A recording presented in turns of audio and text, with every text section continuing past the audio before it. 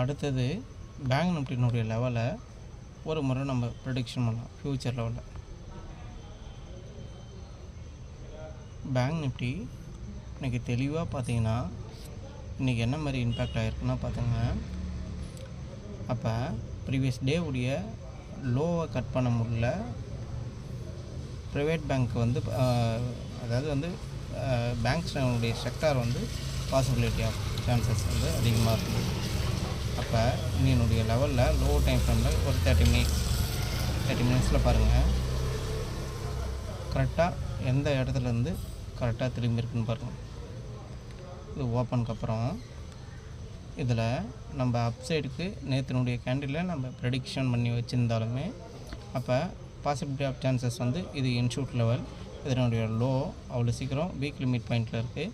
இது ஃபர்தராக எங்கேருந்து மூவ் ஆகிருக்கு பாருங்கள். இது ஃபஸ்ட்டு இதனுடைய ரெஸ்டண்ட்டு வீக்லினுடைய மிட் பாயிண்ட்டு. அந்த வீக்லினுடைய மிட் பாயிண்ட்டுக்கு அப்புறம் கொடுக்கும்போது இந்த 38 திருப்பி அதனுடைய புல் பேக், அந்த புல் பேக் கொடுத்துட்டுக்கப்புறம் திருப்பி அகெயின் ஒரு டவுத்தரி கான்செப்டோடு போயிருக்கும். சரிங்களா? இப்போ வந்து நாளைக்கு உண்டான லெவலில் நம்ம வந்து பேங்க் நிஃப்டி வந்து பார்த்திங்கன்னா என்ன மாரி ஒரு ஒர்க் அவுட் ஆக போகுது. அப்போ நம்ம என்ன மாரி கரெக்டாக ஒரு ப்ரிடிக்ஷன் எடுத்தோன்னா கரெக்டாக என்ன மாரி இருக்க போகுது. அப்போ நாளைக்கு ஒரு அகெயின் ஒரு புல் பேக் ஆனாலுமே எந்த இடத்துல ஃபர்தராக புல் பேக் ஆக போகுதுன்னா, இப்போ என்ன சொல்ல வரேன்னா இது நல்லா தெளிவாக, இது க்ளோசிங் ப்ரைஸ்.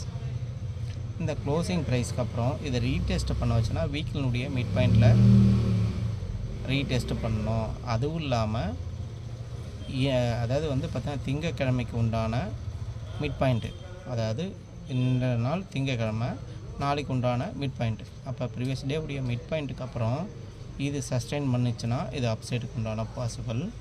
இது அப்படியே சஸ்டெயின் பண்ணாமல் இது வந்து ஃபால் ஆச்சுன்னா இது அகெயின் ஃபால் ஆகும். ஃபஸ்ட் அட்டம்ப்டில் எந்த ஒரு ஃபாலை வந்து பேங்க் நிஃப்டி ஃப்யூச்சர் வச்சுட்டு நீங்கள் எடுக்கக்கூடாது. செகண்ட் அட்டம்ப்டில் எடுத்திங்கன்னா அதனுடைய ரெஸ்டண்ட்டு இங்கே, அதனுடைய 127 வந்து பார்த்திங்கன்னா இங்கே வரும், நியர்பையில் இந்த இடத்துல வரும்.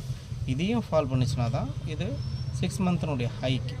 அப்போ நியர்பையில் கேண்டில் இப்படி தான் ஒரு ஃபால் நடக்க போகுது.